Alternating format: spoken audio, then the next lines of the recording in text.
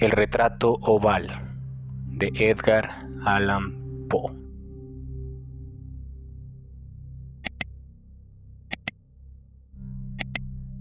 El castillo, al cual mi criado se había atrevido a entrar por la fuerza antes de permitir que, gravemente herido como estaba, pasara yo la noche al aire libre. Era una de esas construcciones en las que se mezclan la lobreguez y la grandeza, y que durante largo tiempo se han alzado cejijuntas en los Apeninos, tan ciertas en la realidad como en la imaginación de Mr. Radcliffe. Según toda apariencia, el castillo había sido recién abandonado, aunque temporariamente. Nos instalamos en uno de los aposentos más pequeños y menos suntuosos. Hallábase en una apartada torre del edificio. Sus decoraciones eran ricas, pero ajadas y viejas. Colgaban tapices de las paredes que engalanaban cantidad y variedad de trofeos heráldicos, así como un número insólitamente grande de vivaces pinturas modernas en marcos con arabescos de oro. Aquellas pinturas no solamente emplazadas a lo largo de las paredes, sino en diversos nichos que la extraña arquitectura del castillo exigía, despertaron profundamente mi interés, quizá a causa de mi incipiente delirio. Ordené, por tanto, a Pedro que cerrara las pesadas persianas de aposento, pues era ya de noche, que encendiera las bujías de un alto candelabro situado a la cabecera de mi lecho y descorriera de par en par las orladas cortinas de terciopelo negro que envolvían la cama. Al hacerlo así, deseaba entregarme, si no al sueño, por lo menos a la alternada contemplación de las pinturas y al examen de un pequeño volumen que habíamos encontrado sobre la almohada y que contenía la descripción y la crítica de aquellas. Mucho leí e intensamente miré. Rápidas y brillantes volaron las hojas, hasta llegar la profunda medianoche. La posición del candelabro me molestaba, pero para no molestar a mi amodorrado sirviente, alargué con dificultad la mano y lo coloqué de manera que su luz cayera directamente sobre el libro. El cambio empeoró. Produjo un efecto por completo inesperado. Los rayos de las numerosas bujías, pues eran muchas, cayeron en un nicho del aposento que una de las columnas del lecho había mantenido hasta ese momento en la más profunda sombra. Pude ver así, vívidamente, una pintura que me había pasado inadvertida. Era el retrato de una joven que empezaba ya a ser mujer. Miré presurosamente su retrato y cerré los ojos. Al principio no alcancé a comprender por qué lo había hecho, pero mientras más párpados continuaban cerrados, cruzó por mi mente la razón de mi conducta. Era un movimiento impulsivo a fin de ganar tiempo para pensar, para asegurarme de que mi visión no me había engañado, para calmar y someter mi fantasía antes de otra contemplación más serena y más segura. Instantes después volví a mirar fijamente la pintura.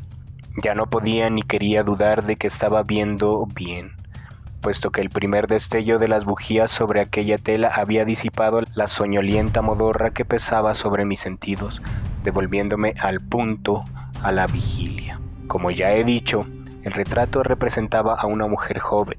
Solo abarcaba la cabeza y los hombros, pintados de la manera que técnicamente se denomina vignette, y que se parece mucho al estilo de las cabezas favoritas de Sully.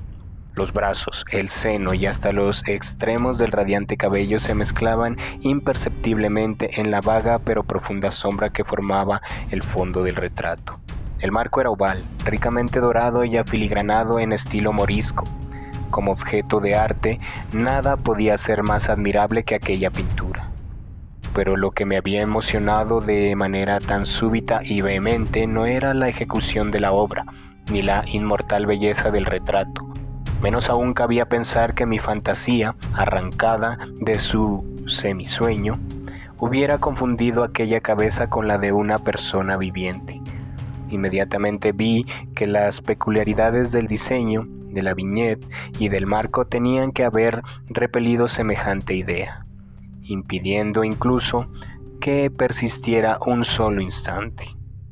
Pensando intensamente en todo eso, quedéme tal vez una hora a media sentado, a media reclinado, con los ojos fijos en el retrato.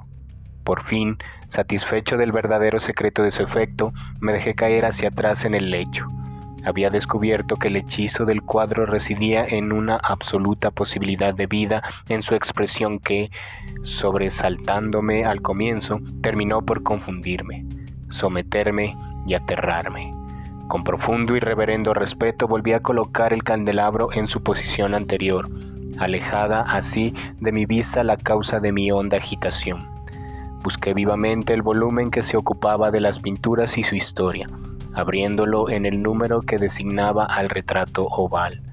Leí en él las vagas y extrañas palabras que siguen. Era una virgen de singular hermosura, y tan encantadora como alegre, aciaga la hora en que vio y amó y desposó al pintor. El apasionado estudioso austero tenía ya una prometida en el arte.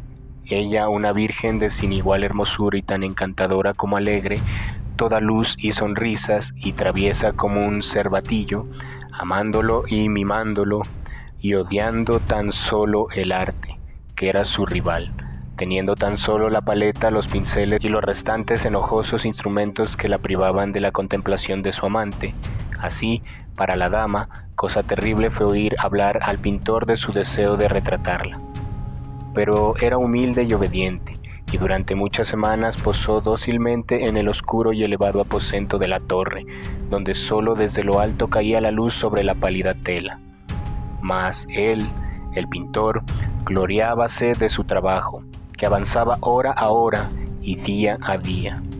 Y era un hombre apasionado, violento y taciturno, que se perdía en sus ensueños, tanto que no quería ver cómo esa luz que entraba lívida en la torre solitaria marchitaba la luz y la vivacidad de su esposa, que se consumía a la vista de todos, salvo de la suya.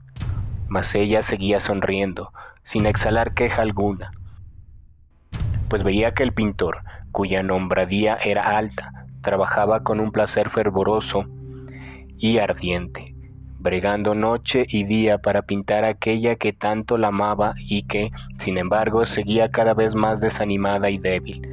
Y en verdad, algunos que contemplaban el retrato hablaban en voz baja de su parecido como de una asombrosa maravilla, y una prueba tanto de la excelencia del artista como de su profundo amor por aquella a quien representaba de manera tan insuperable. Pero, a la larga, a medida que el trabajo se acercaba a su conclusión, nadie fue admitido ya en la torre, pues el pintor habíase exaltado en el ardor de su trabajo y apenas se apartaba los ojos de la tela, incluso para mirar el rostro de su esposa. Y no quería ver que los tintes que esparcía en la tela eran extraídos de las mejillas de aquella mujer sentada a su lado. Y cuando pasaron muchas semanas y poco quedaba por hacer, salvo una pincelada en la boca y un matiz en los ojos, el espíritu de la dama osciló, vacilante como la llama en el tubo de la lámpara. Y entonces la pincelada fue puesta y aplicado el matiz. Y durante un momento el pintor quedó en trance frente a la obra cumplida. Pero cuando estaba mirándola, púsose pálido y tembló mientras gritaba: «Ciertamente, esta es la vida misma». Y volviéndose de improviso para mirar a su amada, estaba muerta.